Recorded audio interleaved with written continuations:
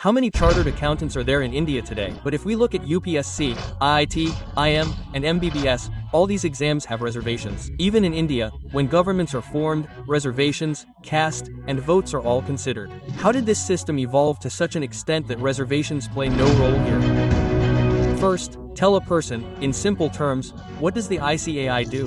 The old GST slab for the ICAI was 5%, 12%, 18%, and 28%. Now it's 5 and 18. The West Bengal and Karnataka governments say their revenue has decreased. Who is right in this? Is Didi right or is Modi right? 1,000 MSMEs are registering per day in India, whereas Web is registering 18,000 MSMEs per day in China. Why aren't they registering here? What is Charanjot Singh Nanda's #1 goal for his tenure this year?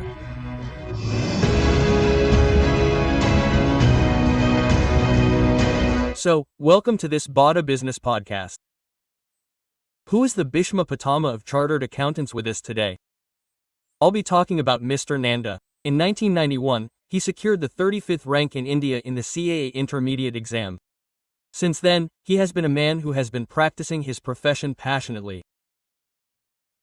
His 34-year journey spanned NIRC, the Northern Council of CS, and was elected 7 times to the Central Council. Today, he is the current president of the ICAI, the Institute of Chartered Accountants of India. By launching standards in forensic accounting, he has created a fraud-free future for India. He is a very strong man in his field. His talent surpasses his impressive title. Please welcome, Chartered Accountant Mr. Charanjot Singh Nanda. Hello, welcome, sir. I am very happy to meet you today. Thank you, Bindra, sir. First of all, I want to say that I have heard about you. I read about you a little earlier. I brought some paperwork with me.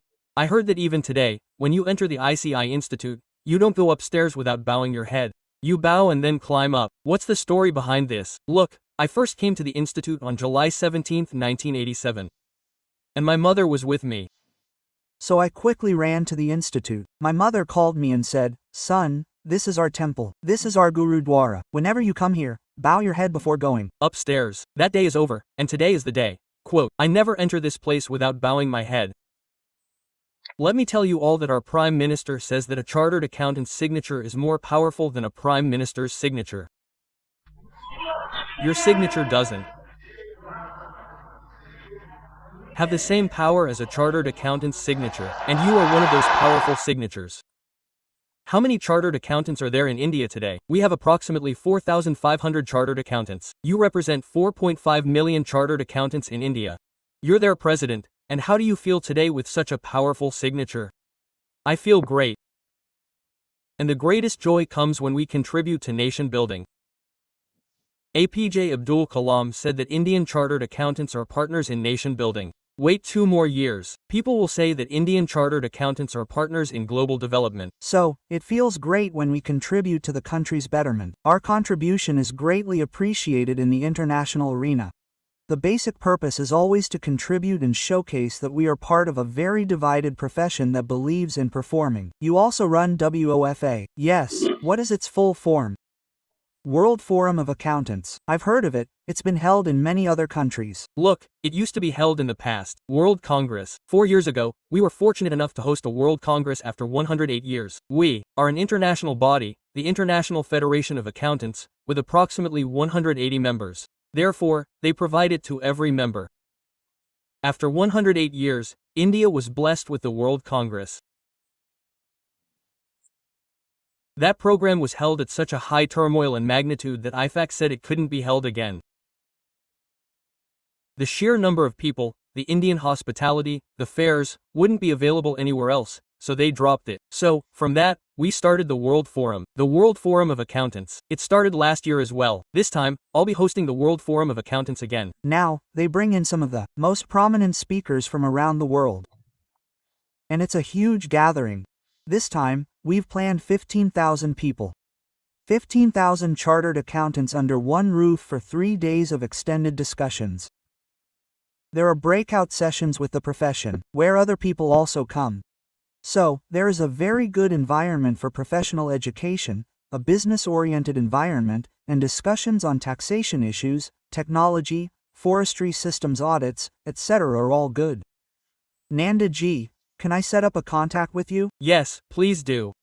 MBAs are available in marketing, finance, operations, and our. Today, we will be doing an MBA with you. Today, I want the average Indian businessman to learn about the world of chartered accountants in this one session. I want to ask you several questions. Please, do. This video is going to be very useful for anyone who wants to advance their business, is becoming a chartered accountant, or wants to become one. First, let me ask you. You cleared CA in 1991 with an All India rank of 35th, and there is no reservation system in it. Everything is based on merit. There is absolutely no reservation system. I got 35th in intermediate. I completed my intermediate in 1998. I got AC in 1991. Okay. Yes, but if we look at UPSC, IIT, IM, MBBS, all these exams have reservations. There's reservation in chartered accountancy and all government jobs. It's everywhere. And nowadays, even in your country, there's election voting in the ICAI. In India, when governments are formed, reservations, caste, and votes are all considered. So, how did this system evolve to such an extent that reservations play no role here? Consider, in 1990, VP Singh was Prime Minister. That's when the Mandal Commission was in place. During the Mandal Commission, the ICAI leadership became so strong that it became clear, Indian chartered accountants will not accept reservations. Our purpose is contribution. Our purpose is professional excellence. Where excellence exists, what is the meaning of reservations? So, from day one, we pledged to work diligently. We will support everyone in becoming an CA. It takes a long time to become a CA. But we will award the degree only to those who are capable, those who will be able to perform their duties responsibly after becoming a CA. This is the basic premise we have worked on. Out of 4.5 lakh CAs in ICAI, one CA becomes their president. Today you have become president. First, tell a person in simple terms what ICAI does. ICAI works all over the world. ICAI does auditing. ICAI does accounting. Our members provide services to you. For example, if you are an MSME or a startup, we tell you about the entire compliance service. We do tax consulting. We do indirect tax consulting. We do conversions within IFRs, Indian GAAPs to UK GAAPs, US GAAPs. We do conversions from single entry to double entry. So, we do a lot of activities. If you need assistance in any professional activity, you can approach a chartered accountant. They perform their duties with excellence, and we have strong disciplinary procedures. Even the slightest negligence is brought to justice. We pursue this very seriously. The presiding officer of 2 DC benches and the discipline committee benches is terrified of this because we perform every task with such perfection that we do not tolerate even the slightest of inconsistency. Now, we should discuss income tax with you. Absolutely. After 64 years is a long time. After 64 years, we are seeing that on August 11th, the government introduced a new income tax bill for 2025. How different is it from the old income tax bill? And what is its special significance for MSMEs? As an institute, we focused on 3 things. First, we should prove and reduce the number of sections. Second, you mentioned MSMEs, and our entire focus was to simplify the language so that the average person can read it and benefit from it. And the third important thing is that when you talk about disputes, when you talk about courts, there is a big issue of interpretation. You are interpreting something, I am interpreting something. So, our third and most important initiative was to eliminate all interpretation issues. Eliminate them so that you can implement what you read, so that unnecessary litigation does not arise. Our focus was to ensure that there is no tax litigation in India. People know that they have to pay this tax, and whatever they pay, the department should accept it with the same intention with which they are paying it. And how much impact did we have? There was a lot of impact. First of all, the parliamentary committee called us. On March 6th, we gave a presentation that was the first. We had 2 hours. For almost 3 hours, all the MPs kept asking us questions in the parliamentary committee. We explained our full perspective, stating our viewpoint. And they very much listened to us graciously. They had so many queries, resolved all the queries. And then, look. What is your Charanjot Singh Nanda's #1 goal for his tenure this year? Look, my goal is that we, as chartered accountants, are very good in terms of money. We are at the top in terms of reputation. We have been contributing to the country since the beginning. We are partners in nation building. Now we have reached this level. Let me tell you, every 15th, we have an outstation council meeting, where we take our wives and children at our own expense. This time, we held a council meeting in Pahalgam. We hoisted the flag there on August 15th. The Chief Minister of Jammu and Kashmir, Mr. Omar Abdullah, spoke at our council meeting and stated that, at this time of turbulence, at this sad event, we are there with families to boost our morale. We Gave the message that terrorism has no place in society. All of us are equal and all of us must work for the country where we live. Quote. So, our first initiative, which I'm proud of, is to fully integrate chartered accountants into the nation-building industry. We are all positive people who want to work for the country and will continue to do so. Yes, I've heard you say 3 or 4 times that we are partners in nation building. You see the nation in one way, but when a policy is passed, for example, the old GST slab was 5%, 12%, 18%, and 28%. Now it's 5 and 18%. So, what's the point? There's good news for MSMEs, but the West Bengal and Karnataka governments say their revenue has decreased. The entire nation isn't working together. Now, who's right? Is Didi right or Modi right? Understand one simple thing. When you lower tax rates, they increase. Many people don't comply because they think they're too high. When taxes become nominal, when they become reasonable, everyone wants to contribute. We saw that this time the Modi government exempted taxes up to 12 lakh rupees. This was their vision to get more people involved in filing tax returns, so that the money they have comes into the system.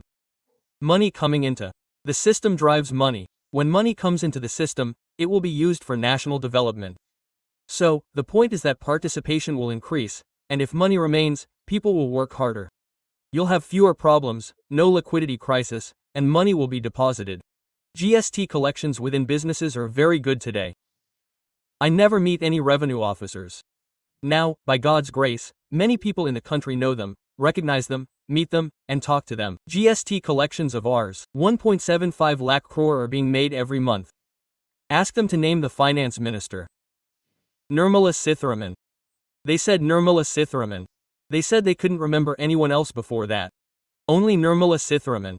She's so hardworking, so strict, that she collected very strongly. I also like it.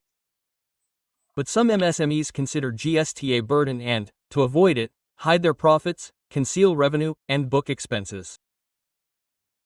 So how do you explain to them that profit after tax is the real growth enabler? Focus on this. Stop working in the raw. Look, I'll tell you one thing. The moment you avoid losses, especially economic losses, GST, excise, and income tax, your growth happens automatically. I know young startups. That have nothing. You get GST registration done on the first day. And the growth is unstoppable.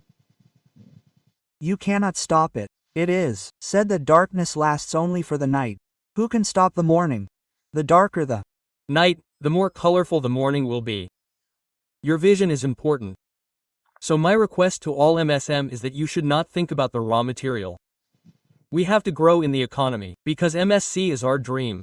MSC is our pride. Because they are the actual business owners of the country. They boost the economy. They boost the GDP. So when they work in number 1, their growth is huge.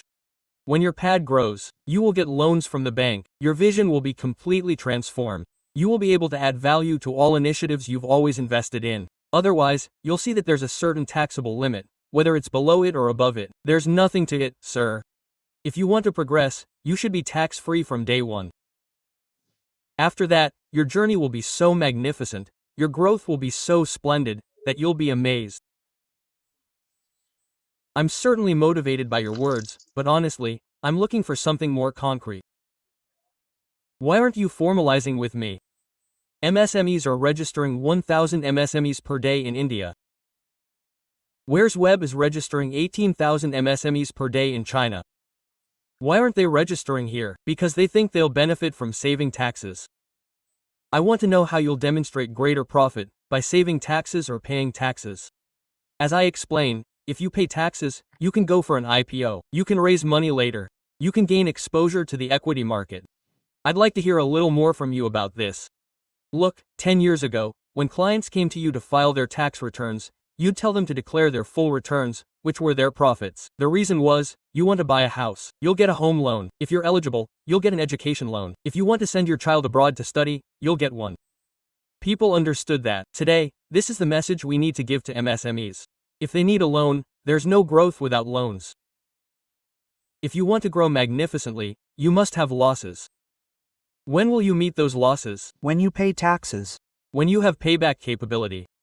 When will you have a profit? When will you generate profits? When you pay taxes. It's a matter of vision. And the most tragic thing about this is that some MSMEs spend 5 or 10 years in this opposition, deciding whether to do something or not, and then they grow up. If they hadn't wasted their initial 5, 6, 10 years, where would they be today? I'd give this message to all MSMEs. Very good, nice, believe in whatever structure exists. That belief will take you forward. It will put you at a perspective where you start understanding how you have to perform and how you have to grow. Look at the case studies of MSMEs that grew, the startups that became unicorns. They were those who believed in compliance from day one. Those who did everything, got their PAN, got their TEN, got their GST number, and continued to progress. Those who got stuck here will keep thinking about these things and won't be able to focus on their core business. You're also coming to our next event. We run a campaign called the Gala Chodo campaign. The meaning of the Gala Chodo campaign is that as long as you sit on the street and keep sitting, your business won't grow. Complete your compliances. Automate your business. We shouldn't be afraid of GST. GST is a means to an end. And I have a program called the Leadership Fund Program. In this program, we'll discuss how to unlock valuations through financial hygiene and build brand credibility. SME IPOs have become so easy these days. You can easily launch them. The entire media is talking about you. You get funding from the market. You don't have to pay back anything. So, we run a 3-day leadership fund program. We tell people, 5, 10, 20, 50, 100 crores, wherever you are. This is your journey from idea to IPO. But I'll tell you that this is a very serious disease. If I study the tax to GDP ratio, I see that India's tax to GDP ratio, that is, how much tax is being collected compared to GDP, is 11%. The US's is 25%, and Germany's is 35%. Even emerging economies, like ours, have an average of 18%, but we're still at 11%. So, what reforms do you think are needed to bridge this gap? What reforms should be done with nothing but a stick? What should be given, because people should do it from their heart? This is just a matter of time. India may slow down, but it will fall in line. I'll tell you 3 things. First, we have a directorate called Financial and Tax Literacy. We go everywhere and tell people how to manage their finances, how to understand their taxes, and how to plan. Imagination is a sin. Planning is the most important thing. You should know about your finances and taxes. Second, education is awareness. If you're not aware, you have many business ideas. Why do they fizzle out? You don't have vision. You need vision. You need a person whose mother you can hold onto as you move forward. That godfather, that mentor, shows you the path. You have to listen to him. And the third and final thing. When you don't understand something, you should leave it to a wiser person. Those who grew and grew tell you that the purpose of their growth was to enter the formal economy directly. Believe them. They say you can't find the cities of your dreams just by thinking. The determination to walk is also essential to reach your destination. Wow! You have to walk, otherwise nothing will happen. You have to find the path. Only then will you move forward. We need to increase the financial literacy of MSMEs on the ground. That's crucial. Look, today 35% of MSMEs are unregistered. That's why there's anxiety. How can we increase that literacy? Please give us some ideas on this. Look, we have a committee, the ICAI Committee on MSMEs and Startups. June 27th, perhaps the 26th and 27th, was International MSM Day. We invited Jeetal Maji Sahib. We once held a huge program in Mumbai. After that, we have 180 branches. We requested all branches to conduct MSCB workshops. We invited MSMEs. Without charging any fees, we explained how they could grow. This inspired many people. This is our socialist objective. As an institute, we are very keen to ensure that MSMEs meet the mark. We do what? You talk about awareness on the ground. We go and tell MSMEs. If you want to register, do it this way. If you need GST registration, income tax, PAN, whatever, we advise you. The reason is very simple, because this is ultimately how to approach you. How did you approach it? We have 180 branches across India. How to approach it? We advertise it, we explain it, we spread the word. So, we convince everyone that we don't charge any fees. We conduct workshops, we educate them. We also empower chartered accountants. It's in MSME terms. We have MSME certification courses, which are conducted by CAs, so that even the smallest details, even minute details related to the assessment and operation of MSMEs, are made clear. If I may ask you, how many people have you trained so far? How many CSs, sir? How many MSs have you trained? Sir, there's no record of CSS and MSS, but it must be a lot, sir. It must be in the thousands. Anyone who comes to us, anyone who sits with a chartered accountant for 10 minutes will have the same experience that you're talking about right now. CS talks about the same thing. Our purpose is to get you into the formal economy. There's growth in the formal economy. After seeing it once or twice, and seeing your colleagues who are growing, you ultimately want to increase this speed, this impetus a little. There's a little pain in the beginning, after that, it's amazing. Because in the informal sector, I'm a little sensitive and emotional about this issue myself.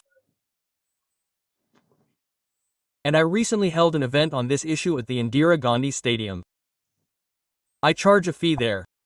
I don't do it for free. I have to make a living. I have 500 people working with me. And 32,000 MSMEs came together, paying handsome fees. That set a world record for 32,000 people under one roof. Digitally, 3,400,000 people could have gathered. We sat under one roof for 2 days and discussed it. You see, today, the informal economy, or the raw material economy, accounts for 45% of India's GDP.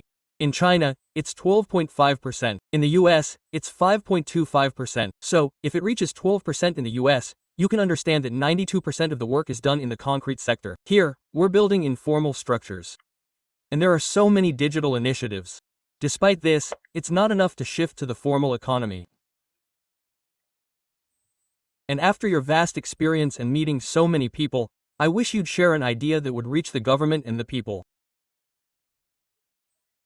What should be done to move us into the formal economy as quickly as possible? Look, sir, how much growth we've achieved in the last 5 years in terms of the formal economy. People are emulating that. Just a slight generation gap. The new generation only has plastic money. I have children. One son is a chartered accountant, and my daughter is a forensic expert. They don't have any money. They use plastic money cards and Paytm. These days, mindsets are changing everywhere. You just need to support them by keeping a little bit of everything. You have to do hand-holding. Like the workshop you conducted with 35,000 people, you need to ensure that there's progress in the formal economy. Everyone wants profit, and in business especially, a profit-driven approach develops.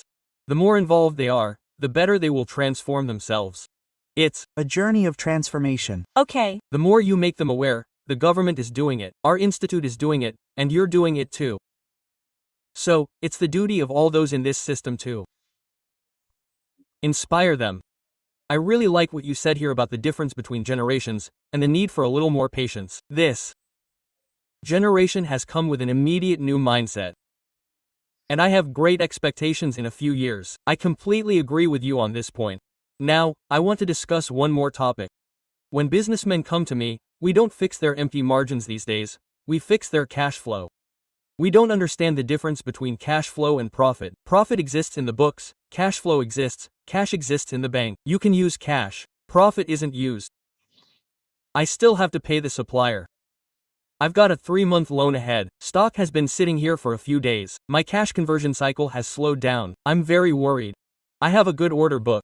The bank is offering me a loan against the order book. The bank is telling me to take a loan against the order book. I took the loan and did the work. I paid the money immediately. Then I had another 3-month loan ahead. I'm stuck, and the loan keeps piling up. Why? My cash flow is not good. 60% of MSMEs are failing to manage their cash flow. 60% to 90% of them, in this process, end up relying on informal credit. They start taking loans for raw materials and start paying 30 to 30% or 40 to 40% interest. I heard this in one of your lectures. You were talking about cash flow management. So, if you have any golden rules here, please share them. For this, they need formal trading. How is cash generated? In which cycle do we rotate it again? The boss is absolutely right in saying that they see profits far ahead. That's why they're willing to pay 30 to 40% interest even when they're still short. Profit is visible. This is the biggest disadvantage. Within profit, there are many expenses that you don't see, of which interest is a significant expense. So, you need to understand 3 things about cash flow. First, We need to create a healthy cash flow system to be followed religiously. The government has provided them with many facilities. If you don't give money to MSMEs, you have to pay interest. If you borrow money from someone, you don't get many benefits. If you give money to MSMEs, you don't get many benefits. You need to understand all of these. Second, Cash is a risk. when you trade with people who have an unmatched reputation and a Proven track record, there's no problem. Third and last, the government and nationalist banks provide loans to MSMEs at very affordable rates.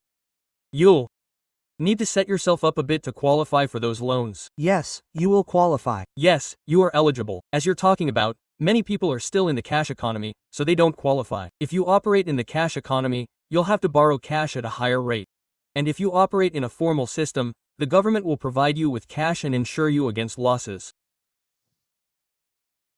So, diligently following the policies made by the government of India and staying abreast of them leads you to progress. And, I'll share one more thing.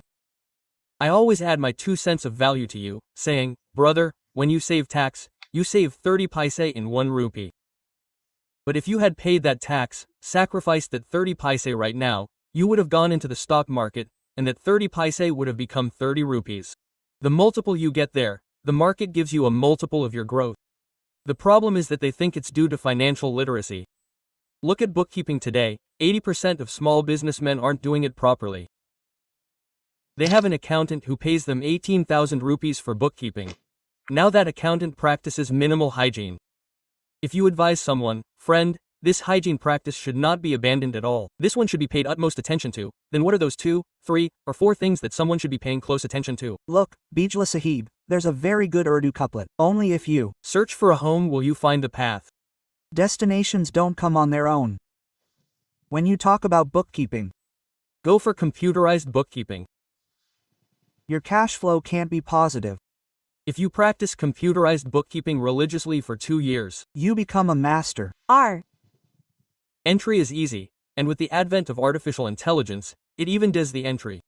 You get a robot to do your entry, and it's not too expensive. we Or a robot that does all your entry, a robot that creates the entire balance sheet. When you leave the formal economy, when you enter a formal economy, you love everything. In the formal economy, you hide everything. So, if you make books of account in the true sense, so that there are no problems, Then your progress begins. So, my request is that you pursue computerized accounting. engage someone who will charge less and won't be a burden to you. You will get clear-cut management information reports on everything. If you want to see your creditors, debtors, and specific debt, you can see it from the balance sheet.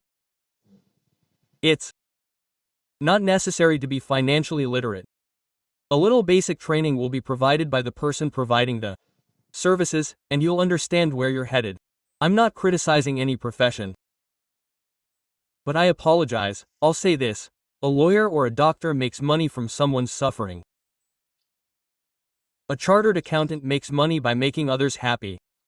And they also provide training. Now, even if some people enter the formal economy, they say, after watching this video and listening to Nanda ji, I've developed a conviction. When something doesn't make sense, Nanda ji says, go to a wise man. And the wise man explains, brother, do it for real. Today, you've suffered 2 or 3 years of pain. You'll have a lot of happiness in the future. The current credit gap for Indian MSMEs is estimated at 30 lakh rupees crore. A good point is that you're also talking about government schemes. You're also saying there are schemes. Your organization is also doing a lot of work. This includes the ICICI Bank's Government Credit Guarantee Fund. We see that there's also the Mudra loan, but its adoption is very low. Despite all the various benefits, adoption is still low. So why do you think MSMEs aren't able to take full advantage of these schemes? What suggestions would you have? I know it's an issue of awareness. It's An issue of faith. Some people think that by taking a loan out of pocket, everything will be sold. This is their thinking. The more awareness we create and the more willing they are, the more progress we will make. They lack knowledge of the banking system. They feel nervous about how to apply for a loan. So, they will have to create a system that allows them to pay at a lower interest rate. This will increase their profit margins and also relieve them of undue pressure. Banks don't impose undue pressure. Private moneylenders come after you.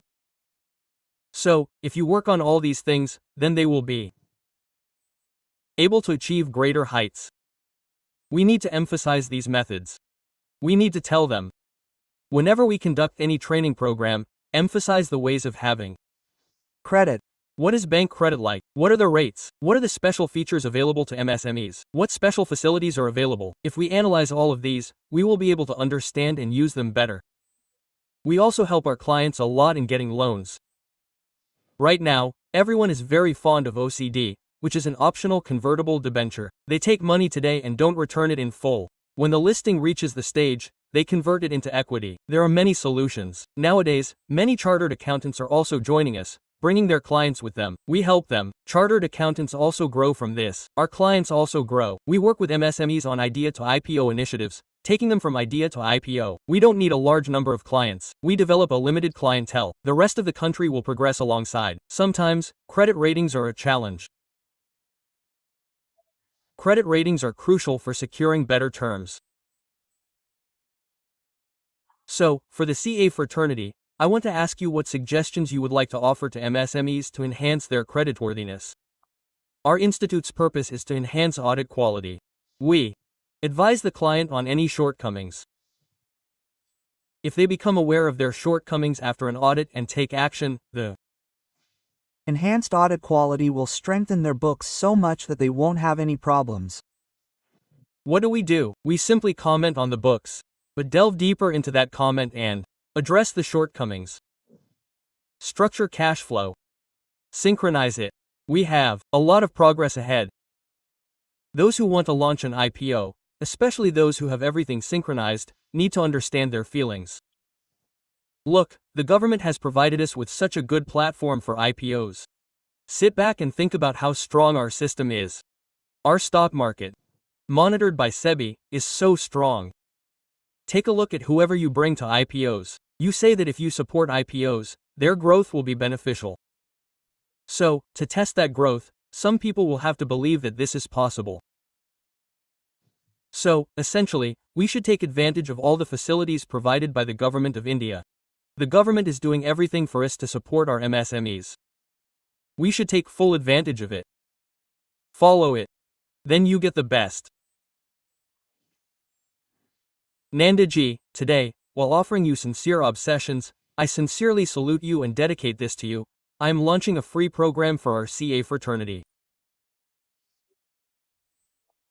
I really enjoyed your conversation, and that's where the idea came from. I'll leave a link here, and there are management lessons for you on how to grow and advance your business. I'll conduct a 1-2-hour program on this. All chartered accountants are welcome, completely free of cost, no conditions apply. But why are we doing this? We're offering this to you. You gave so much time. Thank you. I'm Also saying this because, in many places, chartered accountants, even in Tier 2 and Tier 3, are being exploited by those who know how to spot revenue opportunities, while in many places, they too are struggling.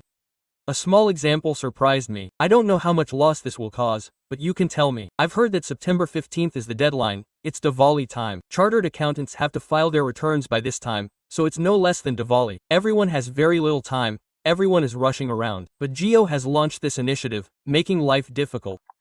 They say file your ITR for 24 rupees, right? File your ITR for 24 rupees. I want to ask you, how much impact will this have? It won't have any impact at all these days. I'm hearing, listen to me, those who say, I have nothing for 24 rupees, Jio fine, they're doing a good job. But understand one thing, when you file your tax return, what happens to you?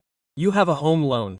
How will they look at that? You have 3 accounts within your accounts. There's interest on those. How will they look at your savings? There's interest on your FDRs. There are your stock market transactions. Today, through AI, income tax is keeping an eye on your every work. Your every action is monitored. So how will you do it? They will do it by Adding a little from your salary. Chartered accountants are indispensable. I say because I'm a chartered accountant of the president of ICAI. I know what they do. Sir, they make a lifelong account of the client. If a client stays with you for 2 years, you get every single thing about him for the next 10 years and for the next 5 years. That's right. In 24 rupees, I have due regard for what they are doing, but within 24 rupees, you can fill one blank form on 16. You cannot bring his returns for anything else. We're focused on tax planning, capital creation for the future, which will help you. If you want to buy a house tomorrow, send your children abroad, or start a big business, you don't get any benefits in all of those things. Well, let me ask this question differently, right? Because I already mentioned that I'm pursuing an MBA and attending RCA. Yes, I want to understand the future a little. Now AI has arrived, and I didn't have that much of a chance. Previously, when a client came to me and needed a pitch deck, I'd call a consultant and say, "Brother, prepare a complete pitch deck using the DCF method." He needs to raise funds in the market. Previously, he would ask for 100,000 rupees, 700,000 rupees, or 100,000 rupees. Today, with the advent of AI, he's doing that work for 25,000 rupees, right? Even 15 years ago, a cameraman would earn 25,000 rupees a month. Today, just 15 years later, you can get a cameraman for 2,000 rupees a month, right? I'm asking, do you think that this development in AI will reduce the income revenue of chartered accountants if they aren't very intelligent? It won't. decrease, it will increase. Always remember, artificial intelligence can't compete with real intelligence. CS needs a helper. AI is a helper. We have a committee at ICAI. We launched the AI and ICAI course on July 1, 2024. Today, approximately 25,000 chartered accountants have completed the certification course. And I went to Pune with my entire council. We spent 2 days from morning till evening learning about AI. AI is an enabler. You have the ultimate decision-making power. AI can do no harm. It can help you. It can assist you. It can do whatever you need in 10 different ways. If you say, "I want to listen to Vivek Bindra," he creates original styles, depressing styles, inspiring styles, poetic styles. If you look at it, AI shows us a path to follow. How to use that path and how to add value, that Indian mind, which no one but the human mind can do. But will the average transaction value decrease? No, sir, it won't. I think so. The reason is that earlier, when you look at the returns, the ROC used to just file them. Today, they inspect them and add value. Everything will be placed in your hands on a platter. Then you will check where your involvement is. You keep working, writing accounts, doing this, doing that. There is no need. The written text will be presented to you on a platter. This is analysis. If you advise on what needs to be done, quality will be the key. We'll talk about artificial intelligence, blockchain, the Internet of Things, data analytics, cybersecurity audits, and information system audits. There's an emphasis on quality everywhere, so the entire business world will benefit from that quality. This is a topic of today. And the terms you're using, I also say that financial tech is changing so rapidly. So rapid. Data analytics, blockchain, or the way digital payment gateways have grown, India has done wonders.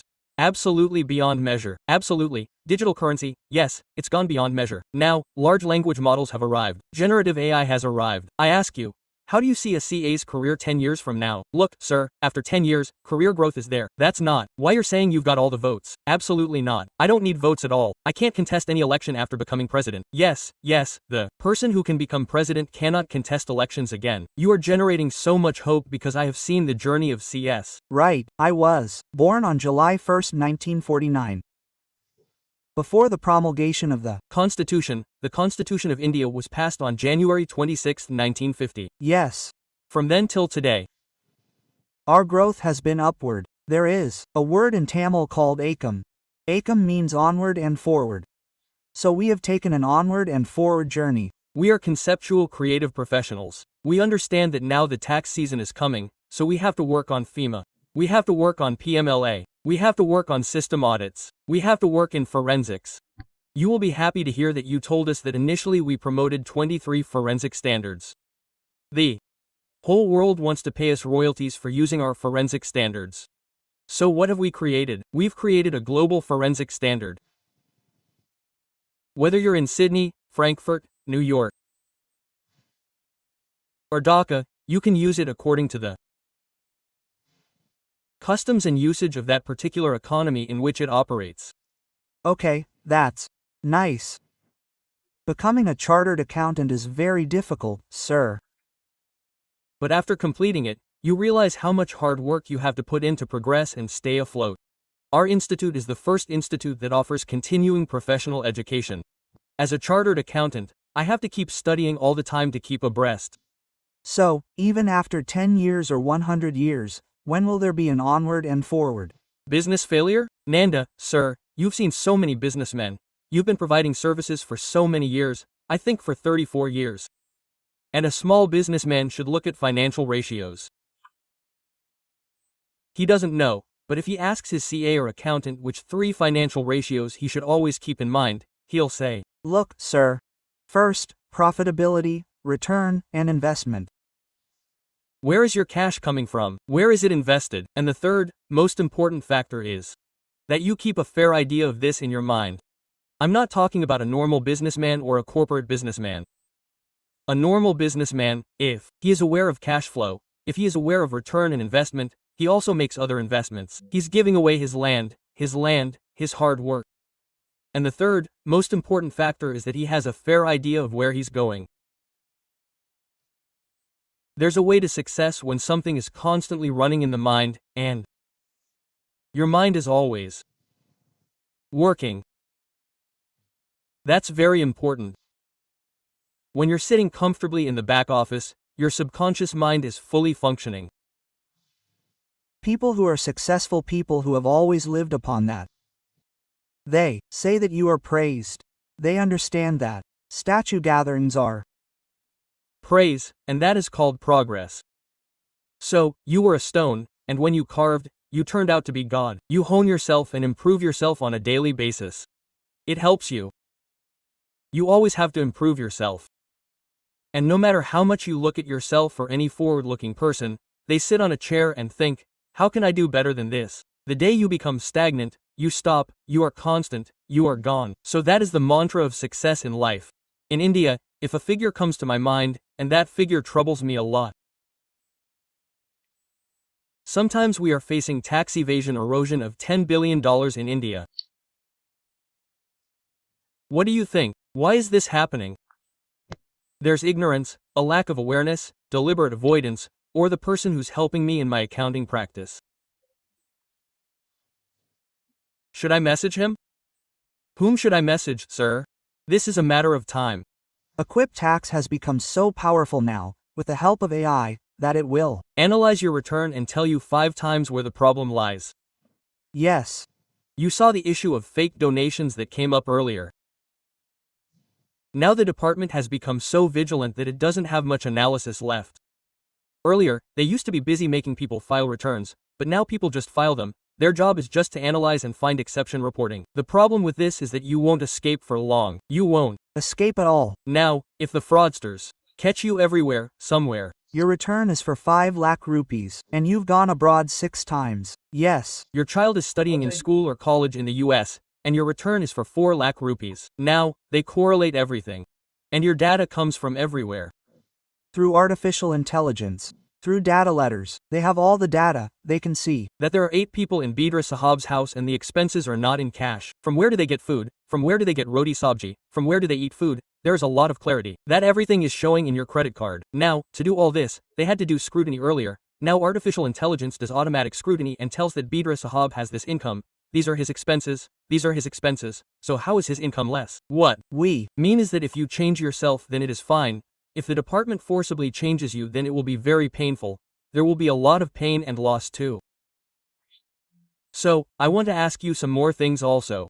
For example, now that you're leading ICAI, what do you do to build quality engagement, whether it's the council's policies and standard-setting initiatives, or the attendance of its members, or the engagement of its members?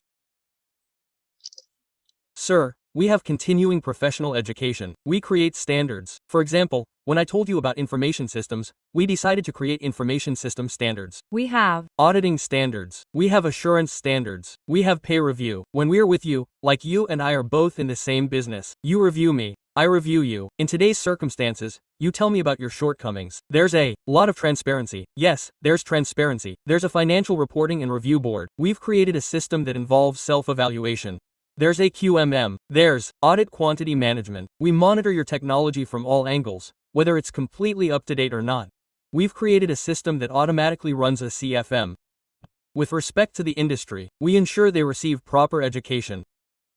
Our focus areas include derivatives, investment banking, and systems. Wherever we work, they must receive proper continuing professional education.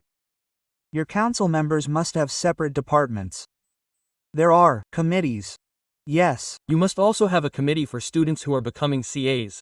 Our Board of Studies is responsible for their preparation. There are two boards: the Board of Studies Academic and the Board of Studies Operations. Okay. Forget about the entire country, sir. We're developing a syllabus up to the 12th grade. We're concentrating on developing the syllabus for 12th commerce. We have MOS with 92 universities in India.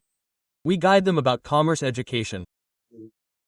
We have a mutual recognition agreement with international bodies. So, how do you monitor the exam pass rate, the exam integrity measure, the entry standard, the quality, the relevance of the CA course modules, the current CA education, or the accreditation outcome? How do you improve it? We remain fully focused, sir. We will be Happy to hear that we have not moderated results downward since 1949. We have this fear. If you ever go to the church gate, there's a sign saying, "God never fails." Someone in our group has written it. Let him try the CA exams. They're afraid, but what we produce are the best professionals. Yes, we achieve excellence. Well, we can't afford to get people who aren't very qualified. How do we improve this? You do it better by educating them. For example, when AI started, our Board of Studies started focusing on AI and started telling children how to use AI. We are derivatives. Well, you mentioned somewhere that if something goes wrong, you catch it, resolve it, and fix it. So, regarding professionalism, ethics, and discipline, I wouldn't point a finger at any of these things. I want to ask you with great responsibility. If a disciplinary case comes to you and you find out, what is its cycle time to resolve it? And to date, how many ethics breaches have you investigated and resolved?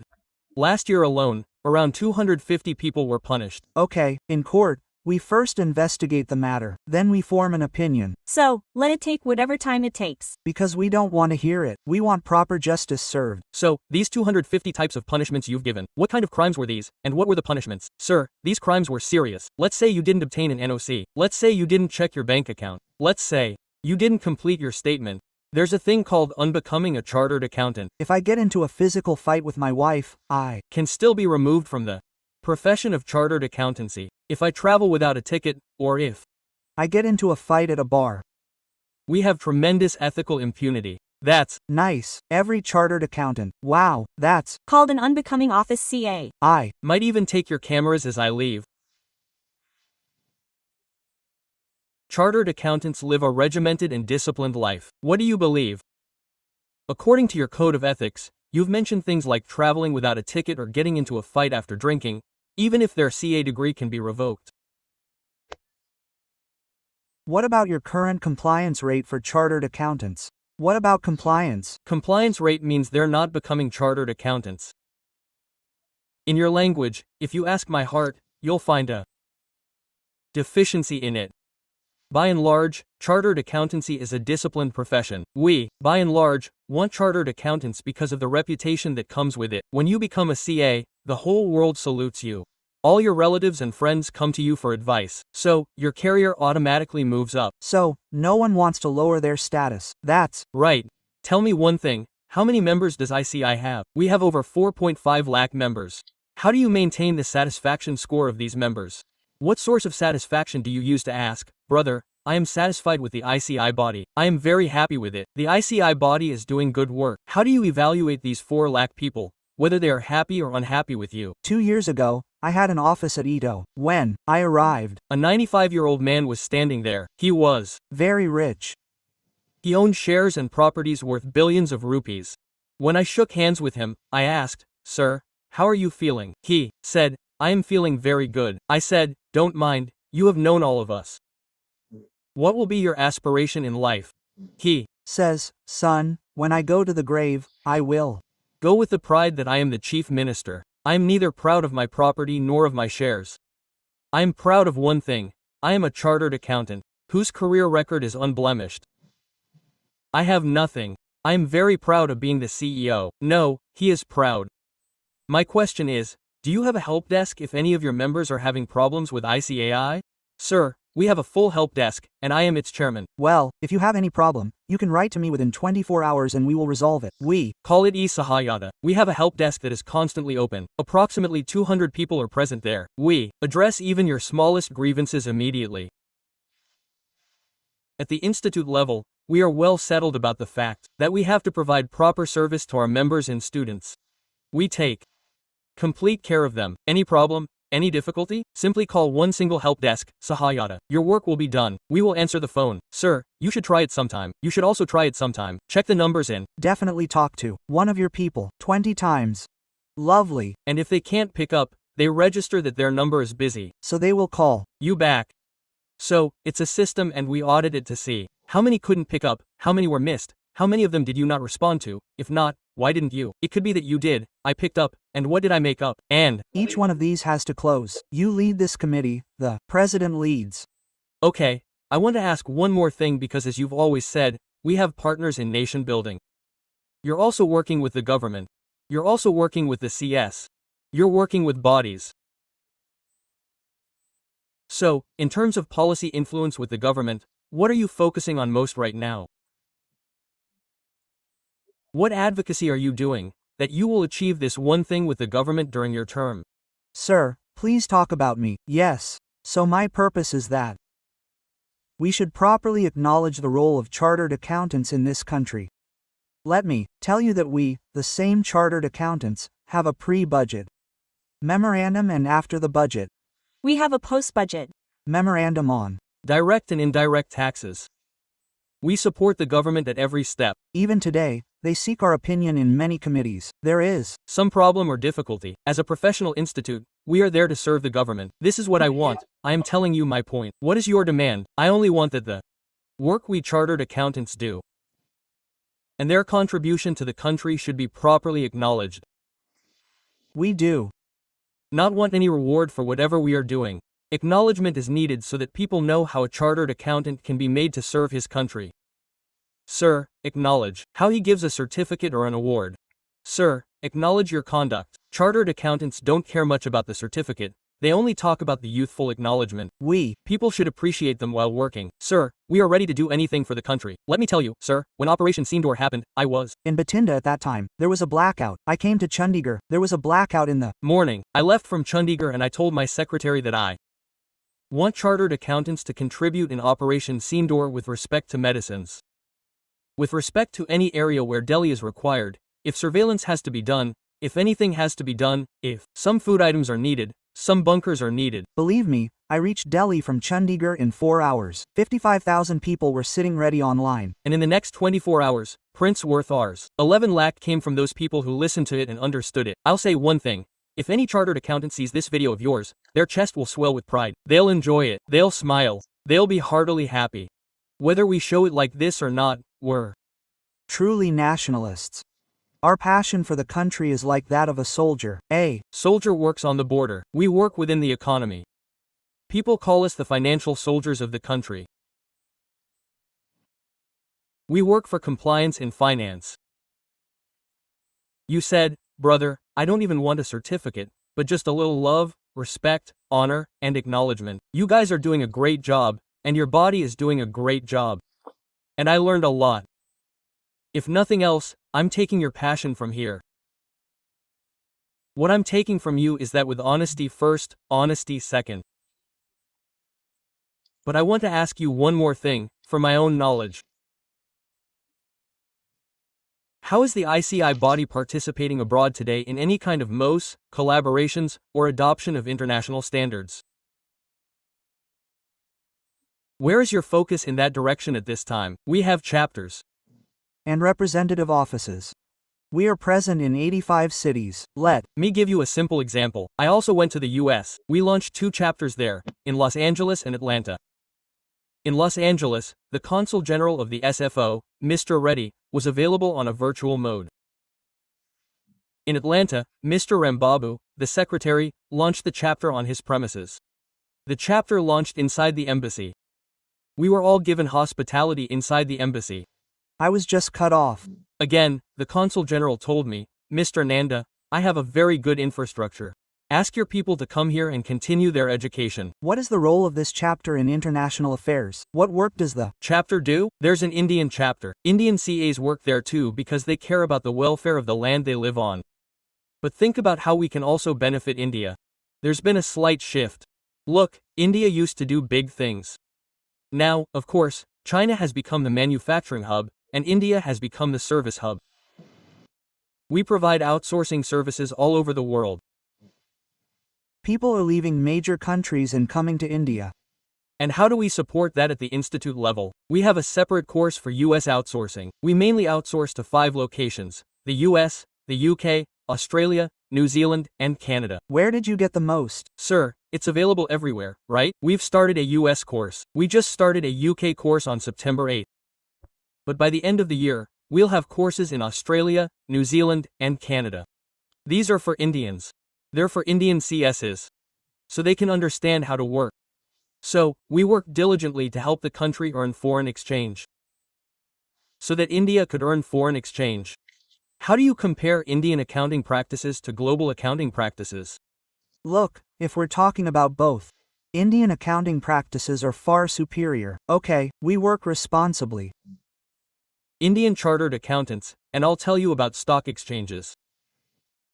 Tohinkata Pandey, the SEBI chairman, Agrees with him. that SEBI is doing what even the Securities Exchange Commission can't. SEBI works with as much strictness and intelligence as it can. Consider the Reserve Bank of India's work. Consider the Ministry of Corporate Affairs. These ministries work at the highest optimal level, with the greatest ethical concerns. It's a different matter that we're still in the development stage. The time isn't far off when we'll become a developed country, making India a favorite investment destination worldwide. Just look at the many conditions and tariffs you've imposed. The market is doing well, but even if you look at the market, it's closing higher today. The market is growing because FIS want to invest in India. They want progress. And Indians too. 68% of India's population is below 40 years old. Our concentration base is very high. Sir, this is why India's growth is unstoppable. Today, we spoke with a financial guru who, through his commitment and credibility, has changed the game for the entire financial sector. This video was an episode, like a mini MBA for MSMEs and chartered accountants. You'll find many insights in this video that will kick your business into gear. You can easily take away some things from here. For example, today's discussion about changing an individual's mindset regarding the formal economy, which I personally really liked. So, Charanjot Singh Nanda, thank you from the bottom of my heart for coming on our podcast. We're also thankful to you. You discussed so many things so candidly. This creates even greater awareness, I believe. Excellent, sir. Great guys. Everyone, thank you very much.